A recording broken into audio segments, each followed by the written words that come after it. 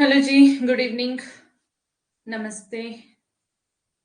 मैं अच्छी हूँ, आप कैसे हैं? Good evening. Audio video clear है मेरी? एक बार बताओ।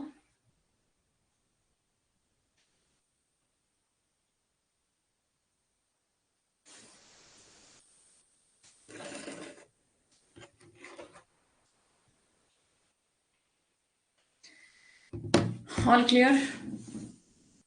ठीक है। तो जी, कैसे हैं आप सभी और कैसे चल रही है आपकी पढ़ाई? गुड इवनिंग सभी को, वेरी गुड इवनिंग।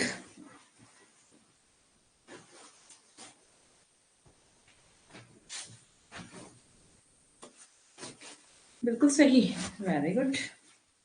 ये तो बड़ी खुशखबरी की बात है। खुशखबरी है मतलब, बात नहीं।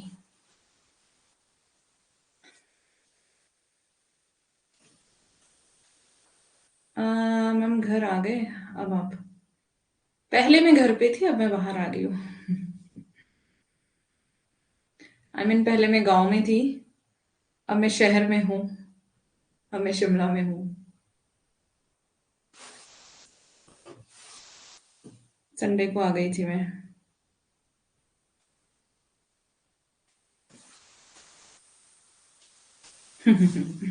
शांति है। घर पे काम चल रहा था ना एक्चुअली। शुभ संध्या।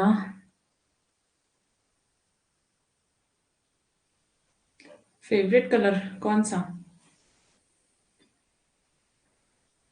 कौन सा दिखाई दे रहा है आपको, ये बताओ पहले।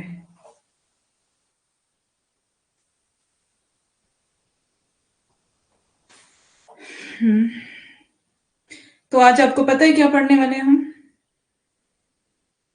पीडीएफ मैंने पहले ही डाल दी थी, क्लास से पहले। देख ली होगी किसी ने। ब्लैक, एक्चुअली ब्लैक नहीं, मुझे पता था आपको ब्लैक दिख रहा है, ये ब्लैक नहीं है, ब्लू है।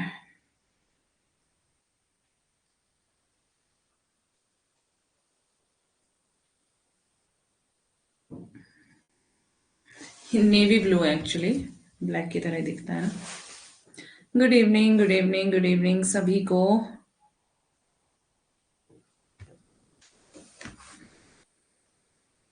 नहीं, वो कैमरे में ऐसे दिख रहा है ना।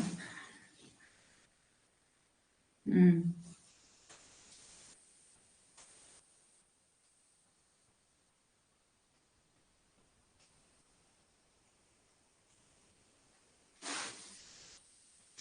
धोखा हो गया।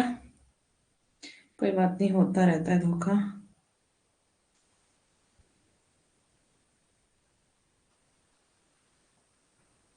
चलिए फिर स्टार्ट करें हम क्लास। आज आज हम पढ़ने वाले हैं। किसी ने देखी पीडीएफ मैंने भेजी थी अभी?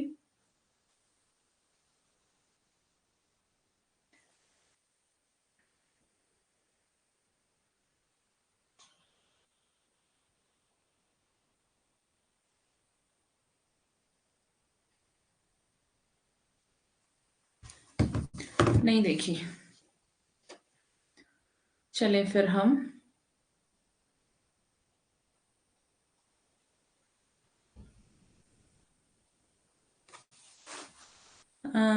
पता ही नहीं चलता पीडीएफ कब आ जाती है। अच्छा, चलो देखते हैं क्या दिक्कत है। देखूंगी मैं कहीं वो लॉक्ड तो नहीं है। इसको अनलॉक करना पड़ेगा ना।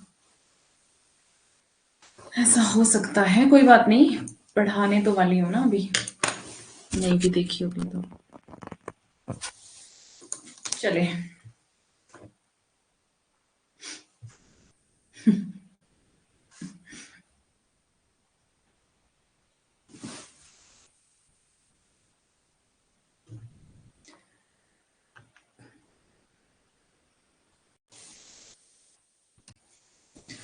परिंदे कहानी का सारांश है, साथ में मालती और मेहता का चरित्र। कल किसी ने कहा था ना मालती और मेहता के बारे में बताने के लिए, तो आगे वो रखा है। और पहले परिंदे कहानी का सारांश रखा है। ठीक है, परिंदे कहानी मैंने क्लास में पढ़ाई नहीं थी, मैंने कहा था आपको खुद पढ़ लेना। लेकिन फिर मेरे पास डाउट आ जाते हैं, मैम हमने पढ़ा नहीं है, है ना। पढ़ते नहीं है आप, इसलिए डाउट आ जाते हैं। तो चलें पढ़ लेते हैं आज इसको। कहानी तो पूरी नहीं रखी है क्योंकि बहुत लंबी हो जाती, बट पूरा सारांश रखा है कि आपको कहानी समझ में आ जाए, है ना। तो अभी हम स्टार्ट करते हैं जल्दी से। तो सभी अपने कॉपी पेन लेके बैठे। जो भी इंपॉर्टेंट चीजें होंगी उसको आपको लिखना है, ठीक है। परिंदे कहानी की समीक्षा।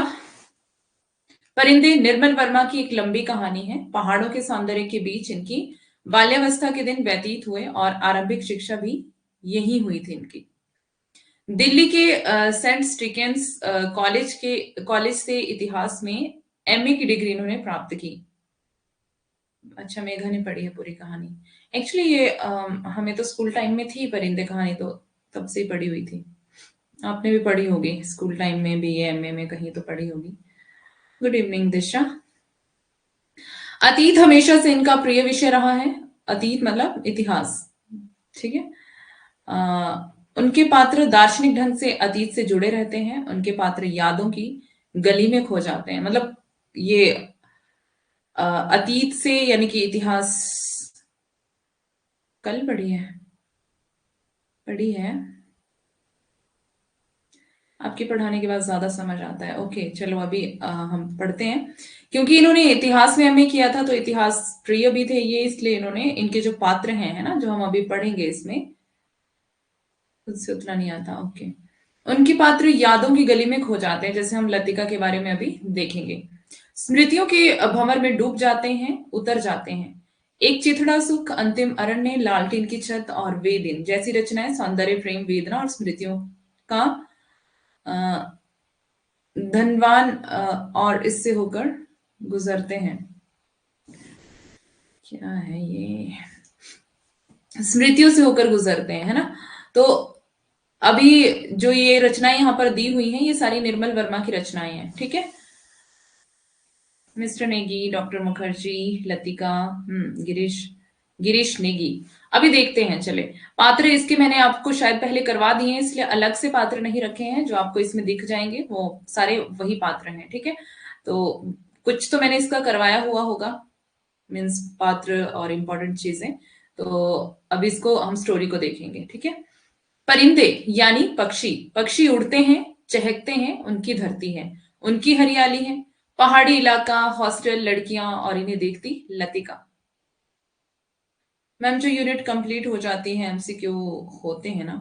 देशा एक यूनिट कंप्लीट करके हमने एमसीक्यूज कर लिए थे, अब दूसरी कंप्लीट होती है तो देखते हैं क्या करते हैं हम, है ना। छुट्टियों में मैडम लतिका घर नहीं जाती, है ना। जो लतिका है इस कहानी के पात्र में, मुख्य पात्र जो है, जब छुट्टियां पड़ती हैं वो हॉस्टल में रहती है, घर नहीं जाती वो। इसकी जो स्टोरी है थोड़ी ज्यादा आगे रखी हुई है, यहाँ पे थोड़ा सा शॉर्ट में है। इस कहानी के एक हिस्से का संबंध मैडम लतिका से है। उसका अकेलापन पूरी कहानी में प्रसारित है। वह हंसना भूल गई है। कभी अतीत में एक फौजी के प्रति इसके मन में कोमल भाव जागे थे। उस फौजी का नाम था गिरीश नेगी, ठीक है। गिरीश नेगी का नाम आपको याद रखना है। लव ट्रायंगल चलता है इसमें, हाँ जी। टेलीग्राम पर बोल रहे थे क्विज के लिए, कोई करता ही नहीं क्विज, किसी को पढ़ाई से मतलब ही नहीं भाई, लेना देना ही नहीं है। तब लतिका के खिलने के दिन थे, बल्कि खिले खिले दिन थे।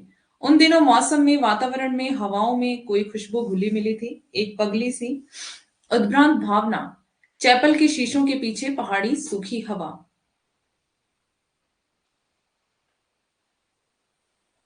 क्यों, मैं क्यों जानती हूँ।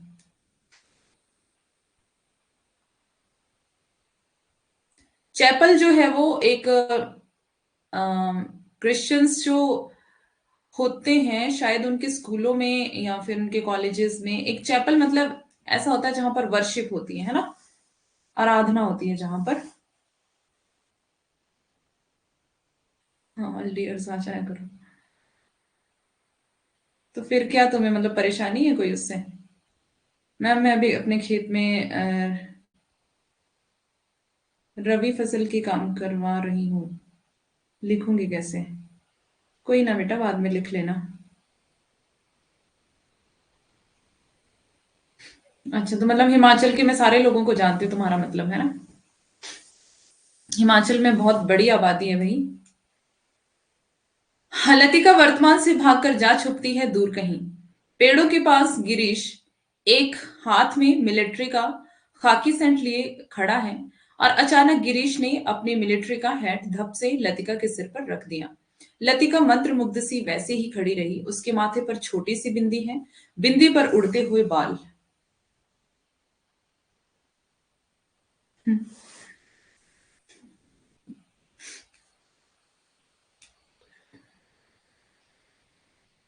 गिरीश ने उस बिंदी को अपने होठों से छुआ और उसने उसके नंगे सिर को अपने दोनों हाथों से में समेट लिया।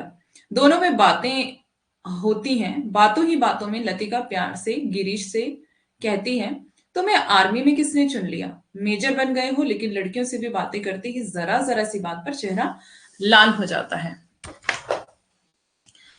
वही मेजर गिरीश नेगी एक दिन चला गया, यह कहकर कि वह कुछ महीनों में वापस आएगा, लेकिन वह नहीं आया। नहीं आ सका वो। और लतिका की हंसी खुशी के दिन गुजर गए, खत्म हो गए।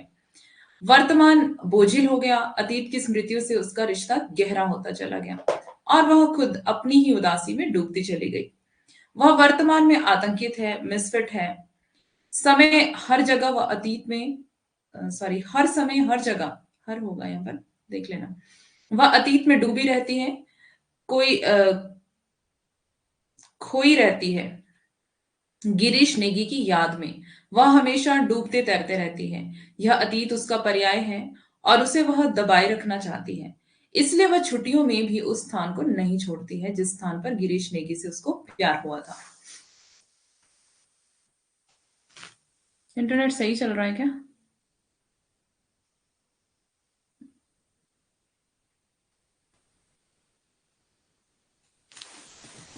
अकेली रहकर वह अतीत में जीती है, अपने अतीत के समुद्र में गोता लगाती रहती है।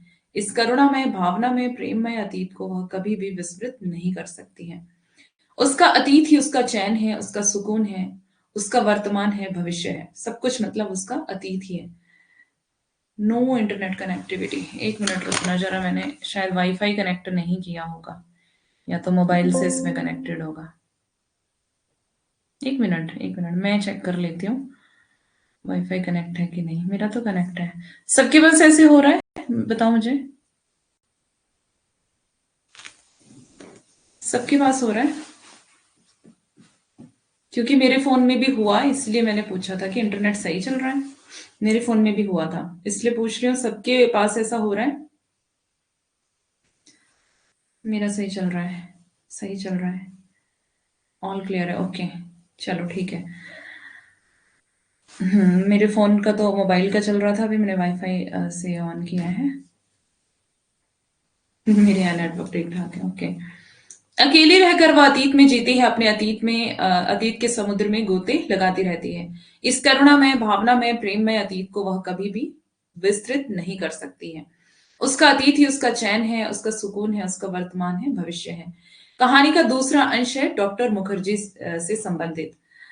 बर्मा पर जापानियों का आक्रमण होने, बर्मा मतलब जो क्या है वो, बर्मा जगह का नाम है ना।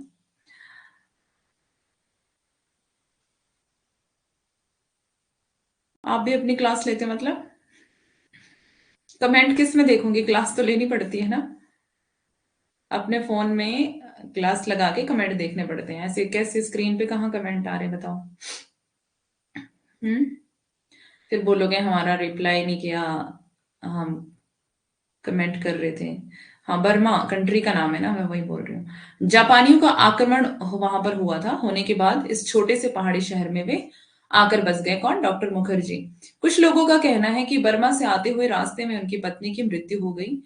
उनके मन में भी अतीत है, लेकिन वे अपना अतीत कभी प्रकट नहीं करते। बातों से पता चलता है कि उनके दिल में भी अतीत के प्रति मोह है, प्रेम है। तभी तभी तो वे मिस वुड से कहते हैं कि जड़ें कहीं नहीं जमती, तो पीछे भी कुछ नहीं छूट पाता। मतलब कहीं पर वो सेट भी नहीं हो पाते हैं, और अतीत जो है वो उनका भूलता भी नहीं है। म्यांमार, बर्मा, हाँ। कहानी का तीसरा अंश है मिस्टर ह्यूबर्ट। मिस्टर ह्यूबर्ट, ठीक है, थर्ड पात्र। वे दियानी के मास्टर हैं, मिस वुड स्कूल की प्राचार्य हैं। जूली भी एक मिलिट्री अफसर से प्यार करती है। लतिका यह बात जानती है, लेकिन उस जूली को परिंदे की भांति उस पर्याय में उड़ने देती है।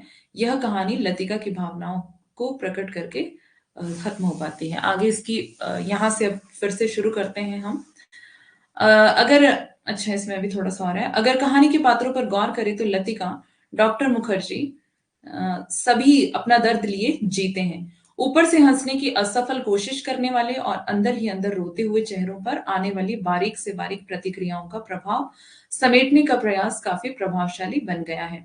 उनके संवाद से पता चलता है कि वे अंदर से उदास हैं। तभी तो doctor Mukherjee miss would say कहते हैं, जड़ें कहीं नहीं जमती तो पीछे भी कुछ नहीं छूट पाता। किसका कथन है ये? डॉक्टर मुखर्जी का। ठीक है, तो कथन को आपको नोट करना है। और किससे कहते हैं ये doctor Mukherjee? Miss would say कहते हैं कि जड़ें कहीं नहीं जमती तो पीछे भी कुछ नहीं छूट पाता। फिर डॉक्टर मुखर्जी से कहते हैं, कभी कभी तो मैं सोचता हूं कि इंसान जिंदा ही क्यों रहता है। फिर डॉक्टर मुखर्जी कहते हैं, इनका ही कथन है ये भी, है ना?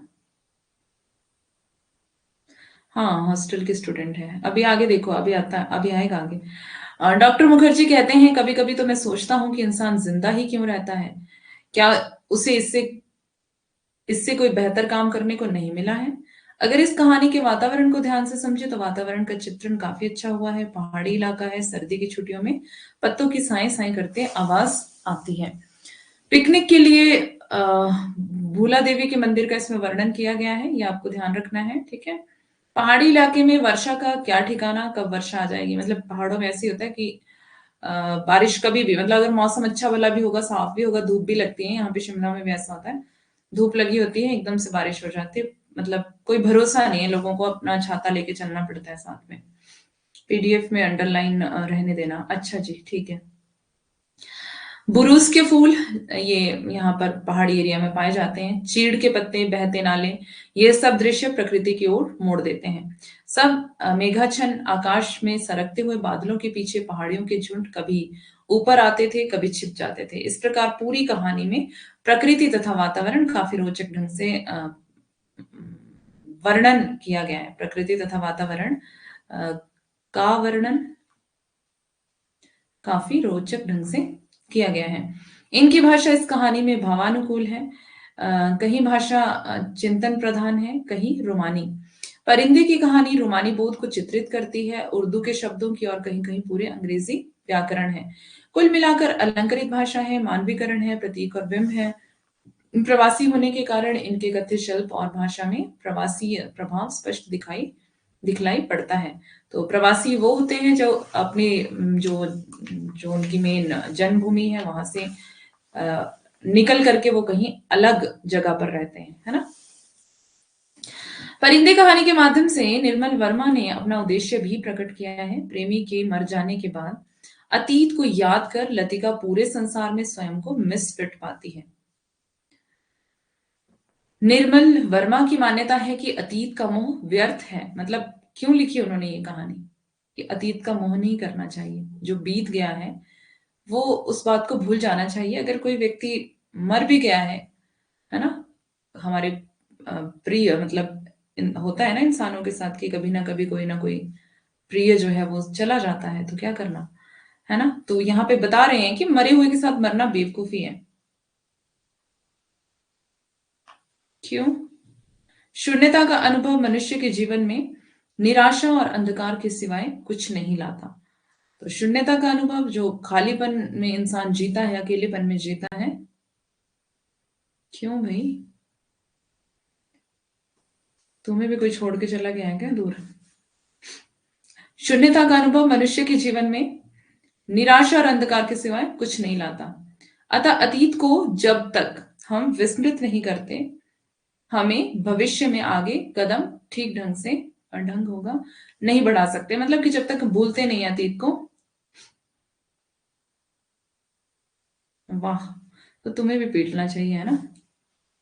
अतीत को याद जरूर किया जाए, लेकिन अतीत के साथ ही चिपक कर रहना ये बेवकूफी है। मतलब याद करना चाहिए अतीत को, लेकिन उसी में खोए रहना ये बेवकूफी है।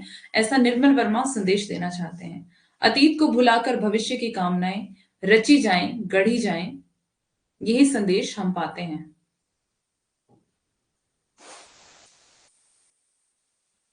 तो रो लो तुम, तुम्हें किसने रोका है? परिंदे कहानी में आधुनिक परिवेश में आधुनिक मानव की अंतरकथा कही गई है। इस कहानी में कुमाऊं के कॉन्वेंट स्कूल के कर्मचारी विभिन्न चरित्रों के रूप में आते हैं। वे सब भारतीय पारिवारिक परिवेश से भिन्न एक परिवेश में रहते हैं, जहां वे अपूर्णता का अनुभव करते हैं और संत्रास, घुटन, अकेलापन और मृत्यु बोध से तिल तिल कर जलते हैं। मतलब इसमें बहुत सारे पात्र ऐसे हैं जो अकेलेपन में, घुटन में, संत्रास में हैं। वे इस आशा से जीवन ढोते हैं कि उनका सपना कभी साकार होगा, पर यह प्रतीक्षा अंतहीन हो जाती है, जिसके पूरा होने की संभावना ही नहीं है। लतिका स्कूल के हॉस्टल की अभिरक्षक हैं। अब यहाँ से स्टोरी पूरी शुरू होती है। लतिका जो है क्या है, स्कूल के हॉस्टल में वार्डन है, अभिरक्षक है। उस पर रात को छात्राओं के कमरों की जांच करने का दायित्व है। मतलब कि गर्ल्स हॉस्टल में काम करती है वो, गर्ल्स हॉस्टल की वार्डनर है। और वहां पर जो है कमरों की जांच करती है लड़कियों की रात में।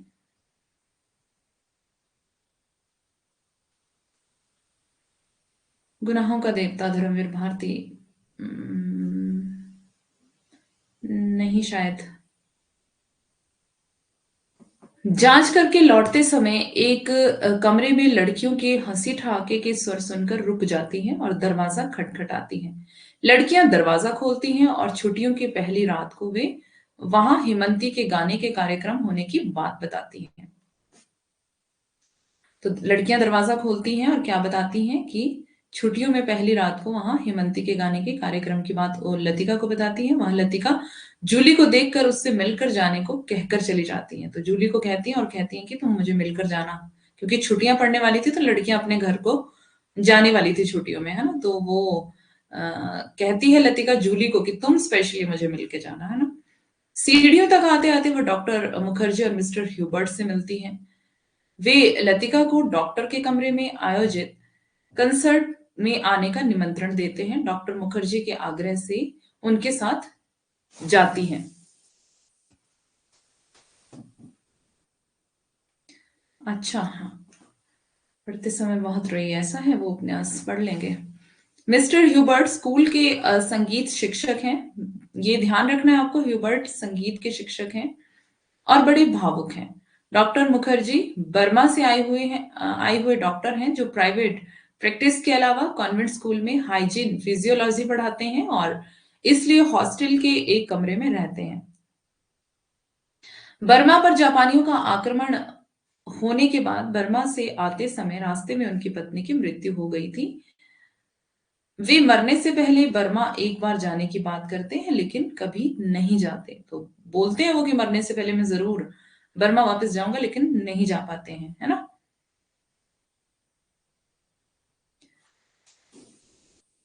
हम्म। अगले दिन छुट्टियों के लिए बंद होने वाला था। सॉरी, अगले दिन स्कूल छुट्टियों के लिए बंद होने वाला था। स्कूल बंद होने के दो दो प्रोग्राम होते हैं। मतलब जिस दिन स्कूल बंद होना होता है उस दिन दो प्रोग्राम होते हैं, चैपल में स्टेशन सर्विस और उसके बाद निप में पिकनिक। लतिका को पिकनिक शब्द याद आ जाने से उसके स्मृति पटल पर वह घटना उभर आती है जब वह स्कूल में आने से पहले साल पिकनिक के बाद डॉक्टर के साथ क्लब में गई थी और वहीं कुमाऊं रेजिमेंट में कैप्टन गिरीश नेगी से उसकी पहली मुलाकात में ही उसको प्रेम हो गया था। गिरीश नेगी कश्मीर गए थे और वहीं उनकी मौत हो गई थी। लतिका उनकी स्मृति को आधार बनाकर प्रतीक्षा कर रही है।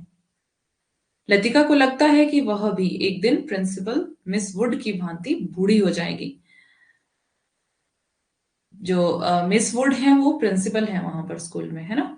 बूढ़ी हो जाने की कल्पना से उसके समूचे शरीर में झुरझुरी सी दौड़ जाती है। फिर उसे याद आता है मिस्टर ह्यूबर्ट ने उसे भावुकता और यातना से भरा हुआ एक प्रेम पत्र दिया। किसने दिया उसको प्रेम पत्र? मिस्टर ह्यूबर्ट ने। ध्यान रखेंगे, ठीक है।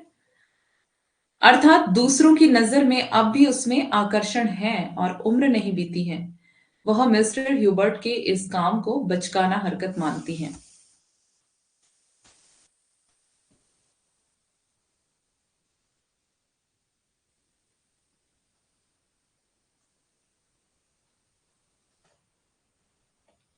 राहुल, आपने क्या लिखा मुझे समझ नहीं आ रहा।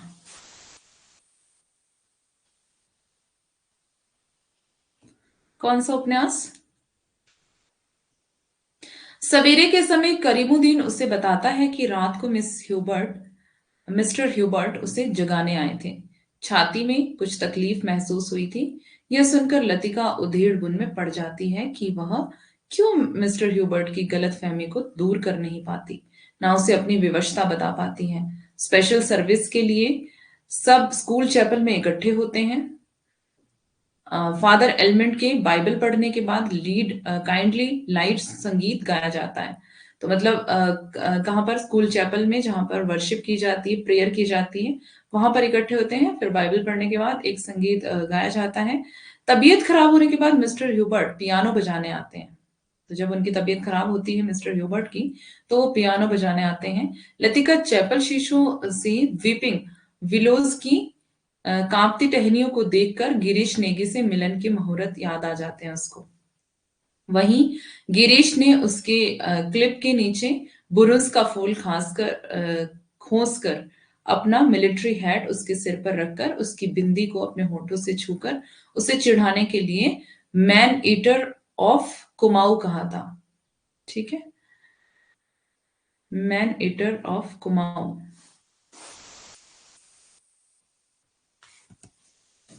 हाँ, तुम कौन सा मुझे पूछ के आए थे क्लास में? जाना भी क्यों है पूछ के? स्पेशल सर्विस समाप्त होने के बाद मिस वुड बारिश होने की आशंका से परिवर्तित कार्यक्रम के बारे में बता देती हैं कि मिडोस में पिकनिक का आयोजन किया जाएगा। फादर अल्मेंड मिस वुड से जब पता कर लेते हैं कि पिछले कई सालों से छुट्टियों में लतिका और डॉक्टर हॉस्टल में रह रहे हैं, तो यह बात फादर को अखरती है। पर प्रिंसिपल को डॉक्टर के चरित्र के बारे में कोई संदेह नहीं है और वह मानती है कि लतिका छोटी बच्ची नहीं है। मैदान में चलकर स्कूल के गेट के पास पहुंचते ही मिस्टर ह्यूबर्ट लतिका से पूछते हैं, आप छुट्टियों में कहीं जाती क्यों नहीं? लतिका कहती है कि मुझे यहाँ रहना अच्छा लगता है। मिस्टर ह्यूबर्ट को डॉक्टर ने लतिका और गिरीश नेगी के संबंध के बारे में पहले से बता दिया था।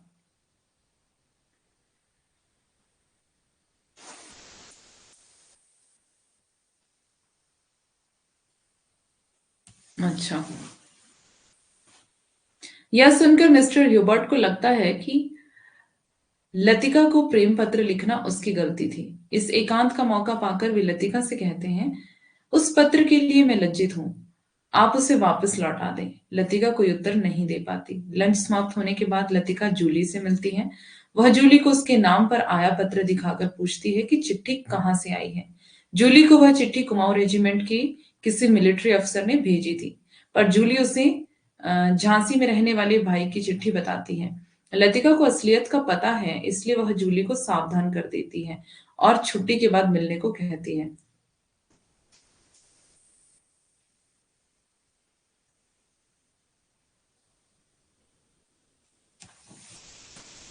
दूसरे क्षण वह सोचती है कि हो सकता है यह जूली का प्रथम परिचय और प्रथम अनुभूति हो।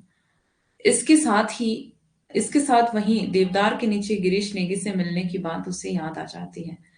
उसने अपने कहा देवदार के नीचे उसने अपने क्लिप से देवदार की छाप पर गिरीश नेगी का नाम लिखा था। किससे नाम लिखा था?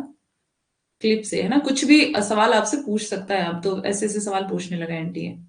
किससे नाम लिखा था, है ना? तो ध्यान से। और गिरीश नेगी ने उसका नाम, जो आज अधमिटे होकर उस मिलन का साक्ष्य दे रहे हैं। शाम ओ हो आई।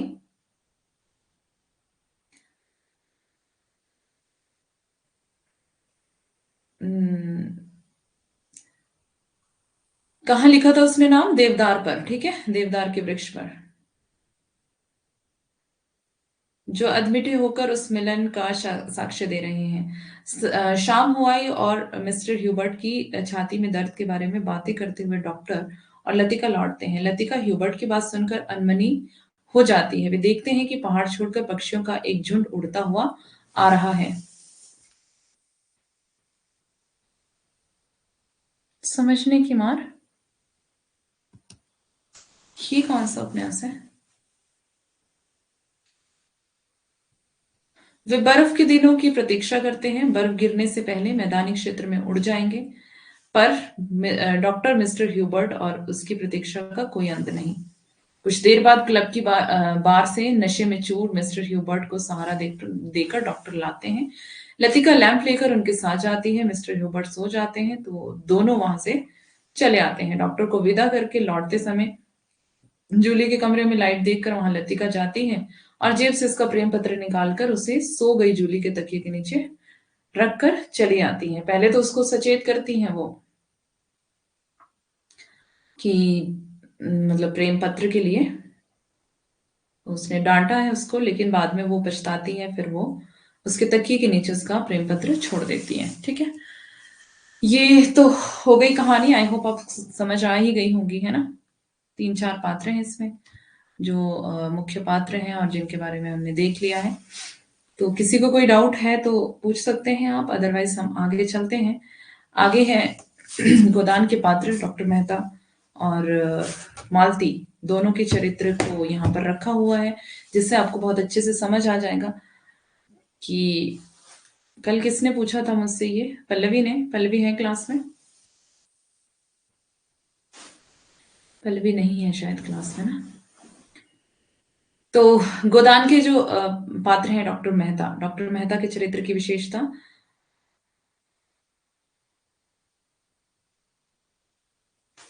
हरियाणा, हरियाणवी है। अच्छा जी। तो सिलेबस की बात करें, आप अगर सिलेबस का कुछ आपको मिलता है पढ़ने को, पहले उसको पढ़े, है ना। अच्छा, शीला ने पूछा था। पहले देखो, एक्स्ट्रा चीजें आप बाद में पढ़ना, पहले आप अपना सिलेबस कंप्लीट कर लो पढ़ करके, है ना, क्योंकि आपका फिर टाइम वेस्ट हो जाएगा। पढ़ना बुरी बात नहीं, पढ़ना बहुत अच्छी बात है, जितना आप पढ़ सकते हैं पढ़ें, है ना। बहुत सारी किताबें पढ़ें, बहुत सारा ज्ञान अर्जित करें, लेकिन पहले अपना सिलेबस कंप्लीट करें, उसके बाद आप एक्स्ट्रा चीजें पढ़ें, तब आपके लिए फायदा होगा।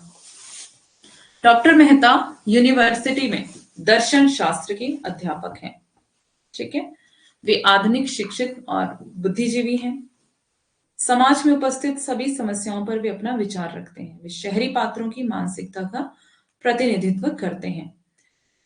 मेहता जो है वो अविवाहित है और महिलाओं की सभा सोसाइटी में घबरा जाते हैं। लेखक ने उनके बारे में बताया है, बिना ब्याहे और नवयुग की रमणियों से पनाह मांगते थे। पुरुषों की मंडली में खूब चहकते थे, मगर ज्यों ही कोई महिला आई, आपकी जबान बंद हुई, जैसे बुद्धि पर ताला लग जाता था। स्त्रियों से विशिष्ट व्यवहार करने तक की सुधि ना रहती थी।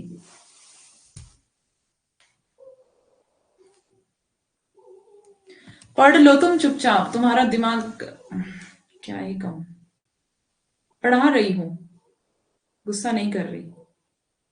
मेहता स्पष्टवादी हैं, वे सच बोलने से कभी नहीं कतराते हैं। मतलब मेहता का कैरेक्टर कैसा है इस उपन्यास में, वे किसी की निरर्थक खुशामद भी नहीं करते। वे मालती में अच्छाई देखकर उसका लिहाज करते हैं और उसकी ओर आकृष्ट भी हो जाते हैं। परंतु शिकार खेलने के अवसर पर एक खलूटी जंगली स्त्री के साथ मेहता जब मधुर बातचीत करते हैं, तब मालती ईर्ष्यान्वित हो जाती है।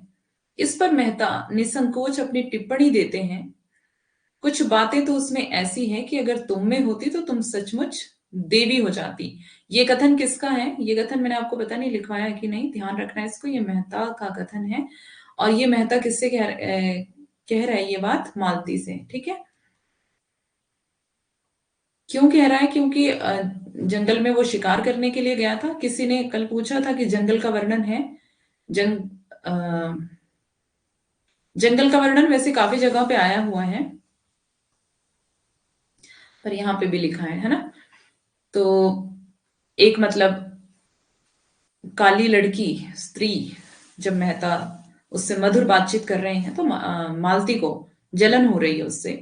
तो वो इसलिए कह रहा है मेहता कि जो कुछ बातें, मतलब कुछ बातें तो उसमें ऐसी हैं कि अगर तुम में होती तो तुम सचमुच देवी हो जाती, है ना। जरूरी नहीं है कि अगर कोई काला है या फिर सुंदर नहीं है तो उसके अंदर क्वालिटीज नहीं है, है ना।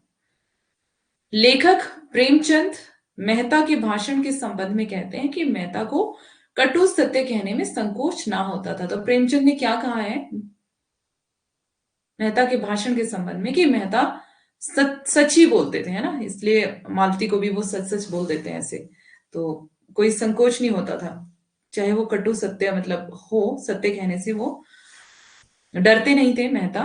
मेहता साहब स्त्रियों की सभा में जो भाषण देते हैं और स्त्रियों के सामने जो उनकी कटु और निष्ठुर आलोचना करते हैं, वह भी उनकी स्पष्टवादिता का प्रमाण है। मेहता शादी से के संबंध में अपना स्पष्ट विचार राय साहब को सुना देते हैं। क्षमा कीजिए, आप ऐसा प्रश्न लेकर आए हैं कि उस पर गंभीर विचार करना मैं हास्यास्पद समझता हूँ। आप अपनी शादी के जिम्मेदार हो सकते हैं, लड़के की शादी का दायित्व क्यों अपने ऊपर लेते हैं, खासकर जब आपका लड़का बालिग है और अपना नफा नुकसान समझता है। कम से कम मैं तो शादी जैसे महत्व के मुकाबले में प्रतिष्ठा का कोई स्थान नहीं समझता। मेहता दोहरी जीवन दृष्टि से नफरत करता है। उनका विचार है कि अगर मांस खाना पसंद है तो खुलकर खाओ, बुरा समझते हो तो मत खाओ, पर बुरा समझना और छिपकर खाना धूर्तता है, कायरता है। मतलब बुरा भी समझना है और उसको छिप करके खाना भी है ना। तो ये मांस का एग्जाम्पल यहाँ पर दिया हुआ है, लेकिन बहुत सारी ऐसी चीजें इंसान की लाइफ में होती हैं जो दुनिया के सामने तो उसको बुरा बुरा कहेंगे, लेकिन छिप करके उसका सेवन भी करेंगे, है ना। तो ऐसे बहुत लोग होते हैं और बहुतों की लाइफ में ऐसी बातें भी रहती हैं। वे राय साहब से कहते हैं, मानता हूं आपका और अपने आदमियों के साथ बहुत अच्छा बर्ताव है, मगर प्रश्न यह है कि उसमें स्वार्थ है या नहीं। उसमें इस कारण क्या यह नहीं हो सकता कि मध्यम आंच में भोजन स्वादिष्ट पकता है। गुड़ से मारने वाला जहर से मारने वाले की अपेक्षा कहीं अधिक सफल हो सकता है। मतलब अगर प्यार से किसी को मारना है तो जहर से मारने की अपेक्षा वो ज्यादा सफल हो जाएगा प्यार से मारने वाला, है ना। इसलिए प्यार मतलब प्रेम जो है वो जरूरी है, चाहे वो आपका दुश्मन भी क्यों ना हो। भावुक और संवेदनशील मेहता भावुक और संवेदनशील व्यक्ति है।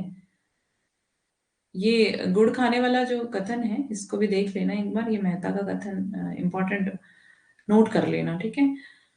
गोविंदी के दुख से द्रवित होकर वे कहते हैं, मुझे ना मालूम था आप उनसे इतनी दुखी हैं। मेरी बुद्धि का दोष, आंखों का दोष, कल्पना का दोष और क्या कहूं, वरना आपको इतनी वेदना क्यों सहनी पड़ती।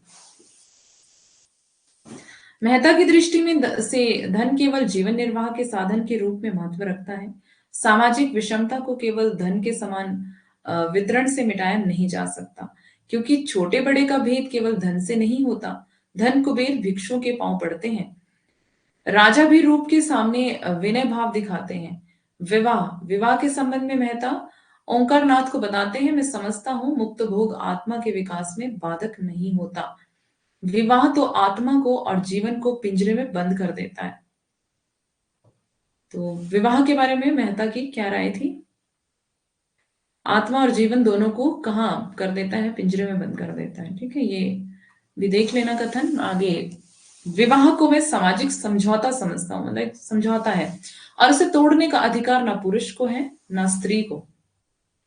समझौता करने से पहले स्वाधीन है, स्वतंत्र हैं आप जब तक आपकी शादी नहीं, पर जब शादी हो गई तो फिर कोई स्वतंत्रता नहीं, है ना। समझौता हो जाने के बाद आपके हाथ कट जाते हैं, मतलब शादी हो गई तो फिर आपको बस फिर वैसे रहना पड़ता है। मेहता समाज की दृष्टि से विवाहित जीवन को और व्यक्ति की दृष्टि से अविवाहित जीवन को श्रेष्ठ मानते हैं। मतलब अगर समाज की दृष्टि से अगर वो देखें तो विवाहित जीवन सही है, और अगर व्यक्तिगत दृष्टि से देखें तो अविवाहित जीवन श्रेष्ठ है। मतलब अपने विचार से अगर मेहता कहें तो सही है कुंवारे रहना, और अगर समाज की दृष्टि से तो फिर शादी करना जरूरी है। पीछे का पेज,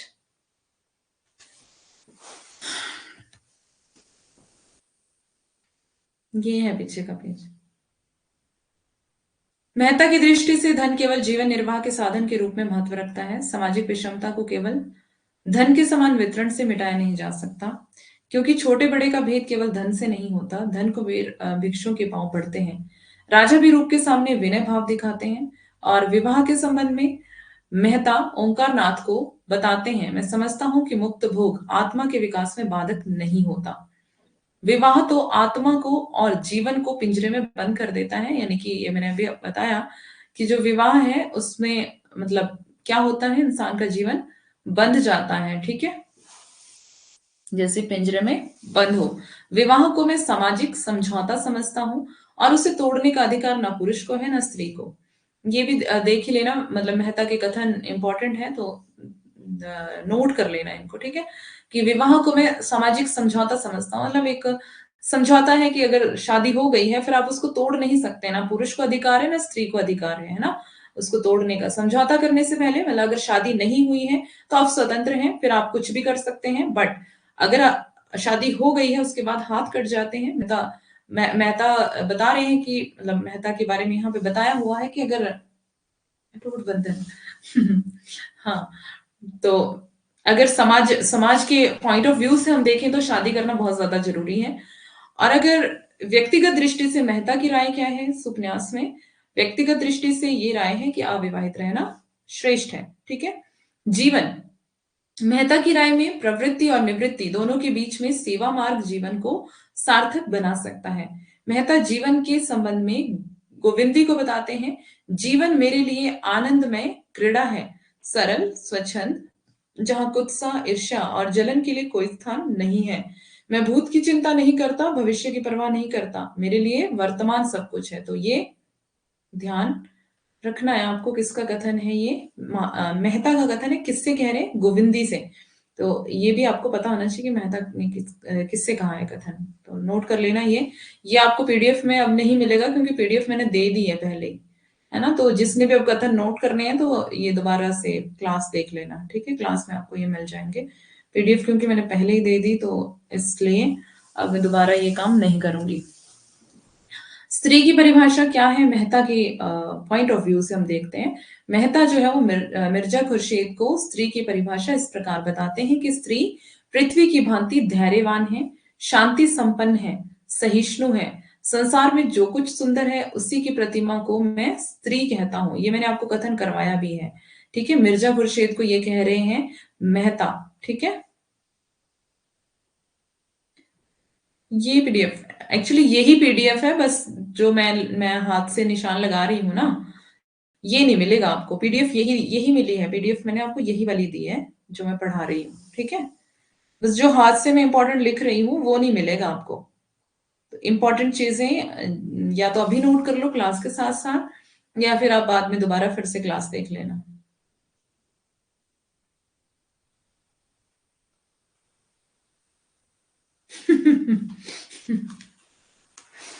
तुम बताओ अपना, तुम्हें तुम्हें क्या है,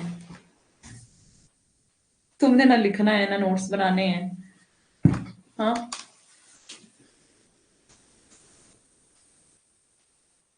मैं उससे यही आशा रखता हूं कि उसे मार ही डालूं तो भी प्रतिहिंसा का भाव उसमें ना आए।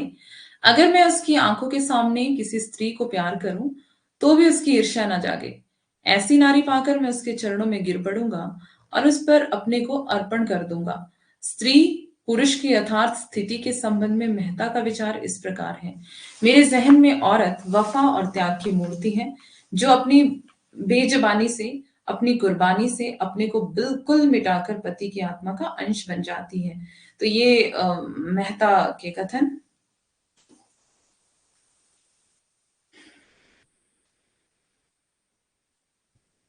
अच्छा, टेलीग्राम पे दे दो ये, क्या बोला तुमने, अगरबत्ती। हम्म। तुम्हें मैं देवी दिखाई दे रही हूँ, है ना। मिसेस खन्ना की तारीफ करते हुए मेहता कहते हैं, मैं ऐसी बीवी चाहता हूं जो मेरे जीवन को पवित्र और उज्जवल बना दे, ठीक है। मिसेस खन्ना की तारीफ में कह रहे हैं मेहता, मैं ऐसी बीवी चाहता हूं जो मेरे जीवन को पवित्र और उज्जवल बना दे अपने प्रेम और त्याग से। स्त्रियों के पाश्चात्य रूप का विरोध करते हुए मेहता कहते हैं, मुझे खेद है, हमारी बहनें पश्चिम का आदर्श ले रही हैं, जहां नारी ने अपना पद खो दिया है और स्वामिनी से गिरकर विलास की वस्तु बन गई है। मेहता के सारे एक बार पढ़ लेना इसको, ठीक है, कथन इंपॉर्टेंट है। पश्चिम की स्त्री स्वच्छंद होना चाहती है, स्वच्छंद मतलब स्वतंत्र होना चाहती है, टेलीग्राम पे चलेगा या फिर यहीं पे चाहिए आपको ऐप पे? इसलिए कि वह अधिक से अधिक विलास कर सके, मतलब स्वतंत्र क्यों होना चाहती है औरत की, पाश्चात्य स्त्री, मतलब यहाँ इंडियंस नहीं, कि वो अधिक से अधिक विलास कर सके। हमारी माताओं का आदर्श कभी विलास नहीं रहा। वे पश्चिम की अंधी नकल ना करके अच्छी चीजों को ग्रहण करने के पक्ष में रहते हैं।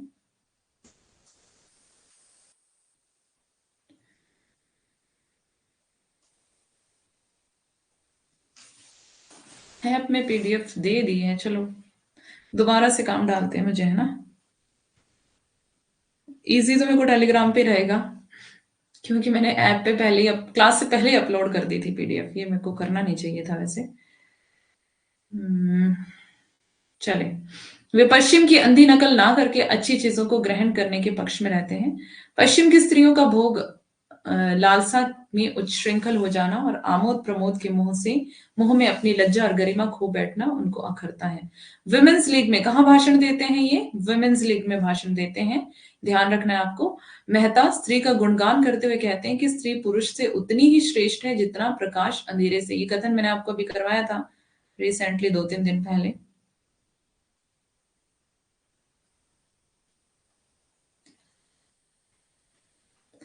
मनुष्य के लिए क्षमा और त्याग और अहिंसा जीवन के उच्चतम आदर्श है। नारी इस आदर्श को प्राप्त कर चुकी है। मेहता समय के पाबंदी हैं। वे समय के दुरुपयोग को पाप समझते हैं। वे आधी रात को सोते थे और घड़ी रात रहे उठ जाते थे। बोलो। कैसा भी काम हो उसके लिए कहीं ना कहीं समय निकाल लेते थे। बहुमुखी प्रतिभा।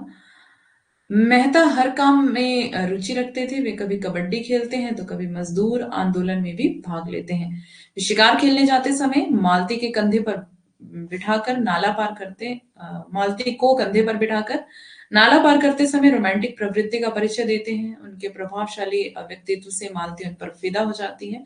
वे मिस्टर खन्ना और मिसेस खन्ना के बीच समझौता करा देते हैं। वे अपने विषय के अच्छे जानकार हैं।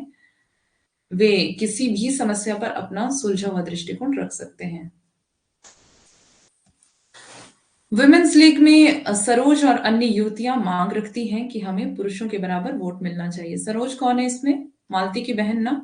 मेहता वोट पर अपनी राय देते हैं। वोट नए युग का माया जाल है, मरीचिका है, कलंक है, धोखा है। उसके चक्कर में पड़कर आप ना इधर की होंगी ना उधर की। संसार में सबसे बड़ा अधिकार सेवा और त्याग से मिलता है। तो मतलब सेवा और त्याग को वो ज्यादा अहमियत देते हैं, ठीक है।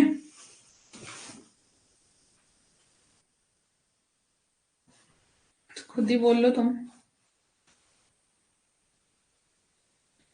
खुद ही बोल लो भाई। अच्छा, तो तुम्हें बाकी रिकॉर्डेड चाहिए और सिर्फ ये तुम्हें लाइव चाहिए, ऐसा कह रहे हो? क्लासेस तो पड़ी हुई हैं ऐप पर, मिलती नहीं क्या आपको?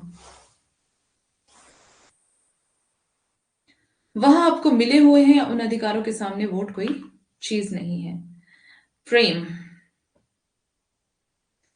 वुमेन्स लीग में सरोज के प्रेम संबंधी प्रश्न के उत्तर में मेहता कहते हैं कि जिसे तुम प्रेम कहती हो वह धोखा है, उद्दीप लालसा का विकृत रूप, उसी तरह जैसे सन्यास केवल भीख मांगने का संस्कृत रूप है। वह प्रेम अगर वैवाहिक जीवन में कम है तो मुक्त विलास में बिल्कुल नहीं। सच्चा आनंद, सच्ची शांति केवल सेवा व्रत में है। नया ज्वाइन करते हैं उनको नहीं मिलती? ऐसा है क्या? तुम्हें कैसे पता? सेवा सीमेंट की तरह है जो दंपति को जीवन पर्यंत स्नेह और साहचर्य से जोड़े रख सकता है। जहां सेवा का अभाव है वहीं विवाह विच्छेद है। जहां सेवा का अभाव है वहीं पर विवाह विच्छेद यानी कि तलाक, परित्याग, अविश्वास। मालती ने मेहता से पूछा कि तुम कैसे प्रेम से संतुष्ट होंगे? उत्तर में मेहता ने कहा बस यही कि जो मन में हो वही मुख पर हो, मतलब अंदर बाहर दोनों सेम समान।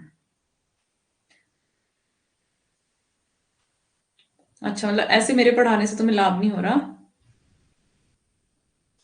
हम्म। मेरे लिए रंग रूप हाव भाव और नाजो अंदाज का मूल्य बस उतना ही है जितना होना चाहिए। प्रेम संबंध में मेहता कहते हैं, प्रेम जब आत्मा समर्पण का रूप लेता है तभी ब्याह है, उसके पहले अय्याशी है।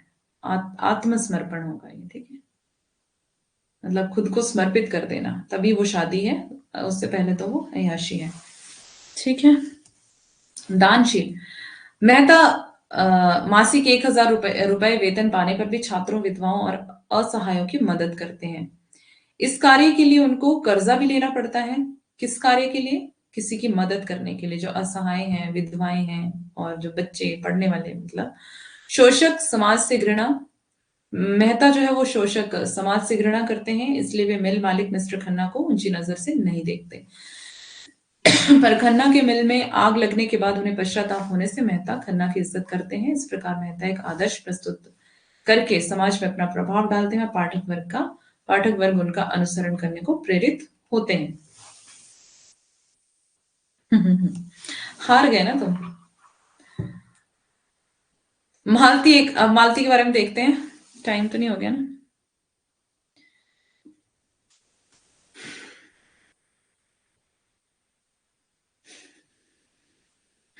मालती एक विकासशील चरित्र है। उपन्यास में उपन्यास के आदि से अंत तक वो कौतूहल के रूप में दिखाई देती है। मालती एक शहरी पात्र है, इंग्लैंड से डॉक्टरी पढ़कर लखनऊ में प्रैक्टिस कर रही है। मालती कैसी है? शहरी पात्र है, इंग्लैंड से मतलब इंग्लैंड से पढ़ करके आई है, वो तो बड़ी बात है, और लखनऊ में वो प्रैक्टिस कर रही है। उनके रहन सहन पर पश्चिमी प्रभाव दिखाई देता है। तो जब वो विदेश में रहती थी तो वहां का रहन सहन का प्रभाव उसके ऊपर दिखता है। वो बाहर से फैशन वाली लगने पर भी भीतर से उदात्त चरित्र वाली है, मतलब अ, पाश्चात्य है थोड़ी वो, लेकिन अंदर से कैसा चरित्र है उसका? उदात्त।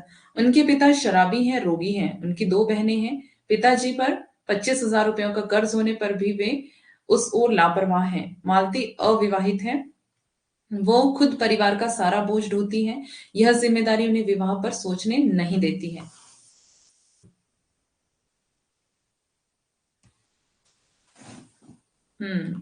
सही है। वे पुरुष मनोविज्ञान की अच्छी जानकार हैं। वे मतलब कि मालती पुरुष मनोविज्ञान की अच्छी जानकार हैं। वे आमोद प्रमोद को जीवन का सारा तत्व समझती हैं। वे पुरुषों को लुभाने और रिझाने में प्रवीण हैं। पुरुषों के बीच तितली की भांति घूमने फिरने से उन्हें कोई संकोच नहीं है, है ना? कहते हैं ना प्रेमचंद कि वो बाहर से तितली हैं, चंचल स्वभाव वाली, है ना? विवाहित जीवन की अपेक्षा अविवाहित जीवन में वे सफलता की किरणें देख पाती हैं। तो जिस प्रकार से मेहता के बारे में भी हमने देखा था ना, गोविंदी उनके चाल चलन से नाराज होकर कहती हैं, ऐसी औरतें समाज में रहेंगी तो पुरुषों के कान तो गर्म करती रहेंगी।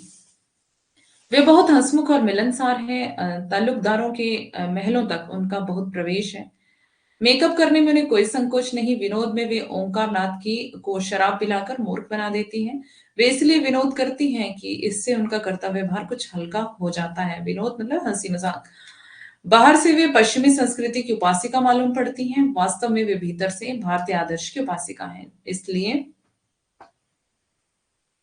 हम्म वास्तव में भीतर से वे भारतीय आदर्श की उपासिका हैं, इसलिए लेखक उनके लिए कहते हैं, मालती बाहर से तितली और भीतर से मधुमक्खी है। ये लेखक का कथन मैंने आपको पहले कई बार बता दिया है। ये प्रेमचंद का कथन है, ठीक है, और इम्पोर्टेंट है, और मालती के बारे में कहा गया है। तो एक तो वो क्या है, बाहर से पाश्चात्य संस्कृति की दिखती है ना, बट अंदर से वो कौन सी संस्कृति की उपासिका है? भारतीय संस्कृति की।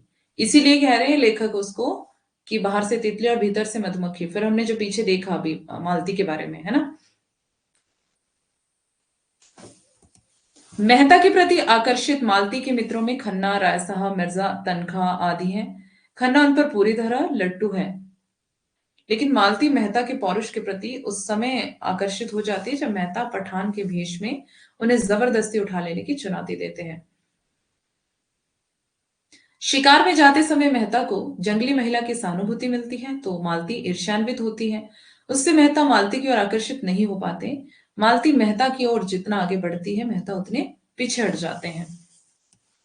एक बार खन्ना मालती से कह देते हैं, अब तक मैंने तुम्हारे पीछे हजारों लुटा दिए।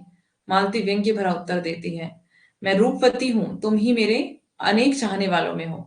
यह मेरी कृपा थी कि जहां मैं औरों के उपहार लौटा देती थी, तुम्हारी सामान्य से सामान्य चीजें भी धन्यवाद के साथ स्वीकार कर लेती थी। वे धन से उन्मत्त ना होने की चेतावनी देती हुई कहती हैं, धन ने ना आज तक किसी नारी के हृदय पर विजय पाई है और ना कभी पाएंगी।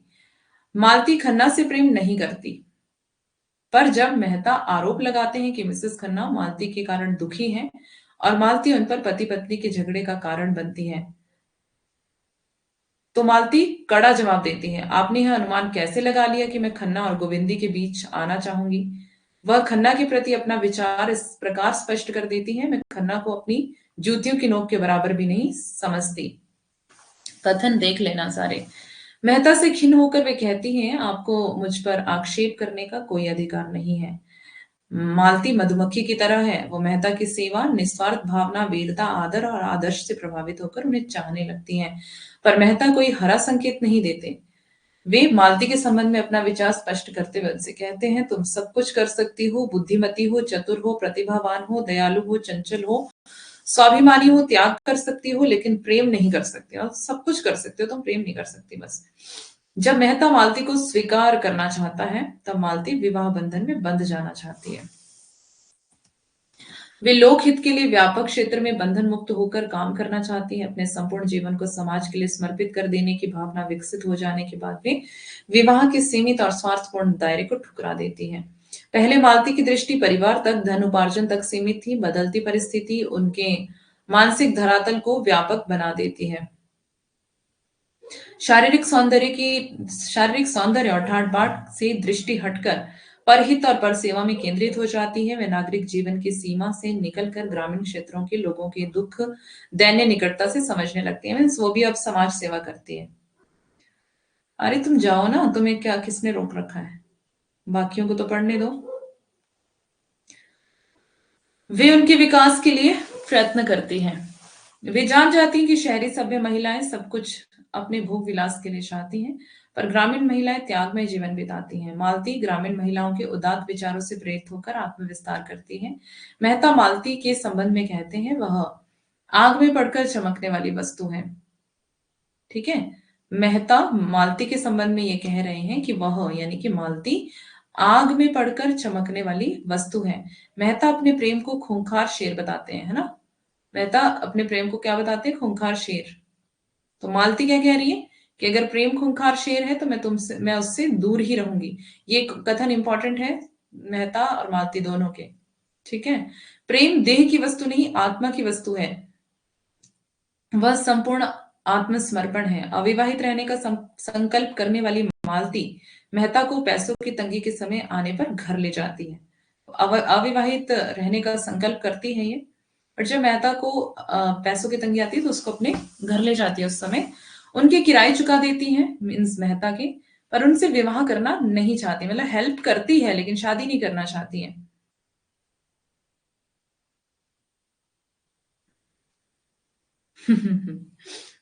वे अपना फैसला सुनाती हैं, तुम मेरे पथ प्रदर्शक हो, मेरे देवता हो, गुरु हो। यह वरदान मेरे जीवन को सार्थक करने को काफी है। यह मेरी पूर्णता है। वे मानती हैं कि मित्र बनकर रहना स्त्री पुरुष बनकर रहने से कहीं सुखकर है। ये भी कथन आपको ध्यान रखना है कि मित्र बनकर रहना स्त्री पुरुष बनकर रहने से कहीं ज्यादा सुखकर है। ये मालती का कथन है।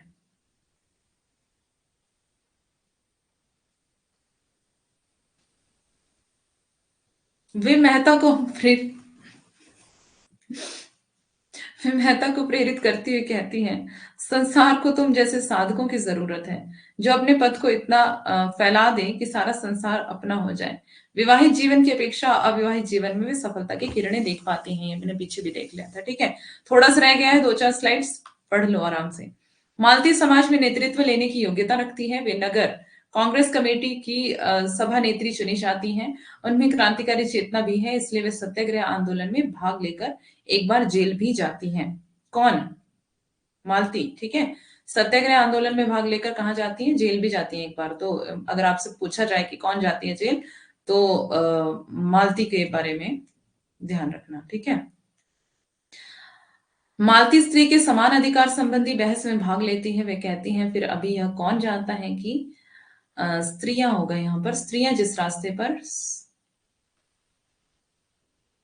रास्ते पर चलना चाहती है वही सत्य है। संभव है आगे चलकर हमें अपनी धारणा बदलनी पड़े। मालती ग्रामीण लोगों के संपर्क में आकर समझ जाती हैं कि उनमें लगन, समर्पण वृत्ति, श्रेय के प्रति सम्मान, सरलता है जो शहरी लोगों के पास नहीं है। वे उनकी सेवा करने को परम कर्तव्य समझती हैं। गोबर के बेटे को चेचक निकलने पर ना केवल उसकी चिकित्सा करती हैं बल्कि माँ जैसी सेवा भी करती हैं, ठीक है। तो ये सब चीजें आपको ध्यान रखनी है। वे गांव में सेवा के लिए पहुंचती हैं तो वहां तो गांव की स्त्रियां उनकी तारीफ करती है। मालती को लगता है कि समाज में शोषण का आतंक फैला हुआ है। गांव में अंधविश्वास, धर्म शोषण, आर्थिक शोषण, स्वार्थ अंधता, मतलब स्वार्थ में अंधे हैं लोग, जिनको दूर करना उचित है। इसलिए वे सामाजिक परिवर्तन लाने को कटिबद्ध हो जाती हैं। वे मेहता से कहती हैं, अपनी विद्या और बुद्धि जोर के साथ उसी रास्ते पर ले जाओ, मैं भी तुम्हारे पीछे चलूंगी। अपने साथ मेरा जीवन भी सार्थक कर दो। अपनी विद्या और बुद्धि के जोर के साथ उसी रास्ते पर ले जाओ, मैं भी तुम्हारे पीछे चलूंगी। अपने साथ मेरा जीवन भी सार्थक कर दो। मालती समाज सेवा का आदर्श अपनाने पर भी उसे व्यवहारिक नहीं बना पाती हैं, लेकिन वे एक स्वाभिमानी और पुरुष प्रधान समाज में एक प्रेरणादायक पात्र के रूप में अपना विशिष्ट स्थान बना लेती हैं, ठीक है। कटिबद्ध मतलब कि एक तरह से वो अपनी कमर को कस लेना और एक दृढ़ निर्णय के साथ चलना, ठीक है। चले, इतना ही था। अब देखते हैं कल क्या पढ़ना है हमें। इसकी पीडीएफ अब दोबारा दे दूंगी आपको, है ना, क्योंकि करना ही पड़ेगा।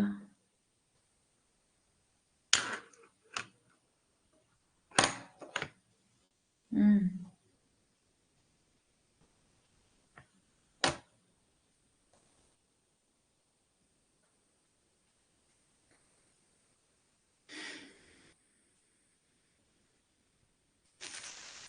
कौन कौन है? अंकिता है, राहुल है, शीला है, एसएस है, सूर्यकांत है, मोनिका, सुशीला, दिशा, शिखा, वंशिका, मेघा। आज पल्लवी नहीं है ना क्लास में।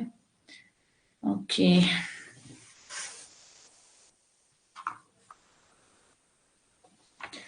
चलिए कल अभी हमारे पास बाण भट्ट की आत्मकथा पढ़ने को है। अगर एमसीक्यूज रहे तो देखती हूँ।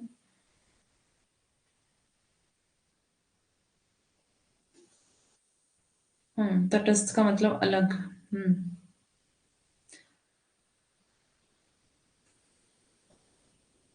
चलें, कल का कल देखते हैं। अभी मुझे सोचना पड़ेगा कल क्या पढ़ना है ना। ठीक है जी, कल मिलते हैं फिर। तब तक के लिए बाय बाय, टेक केयर सबको, good night and welcome, bye bye.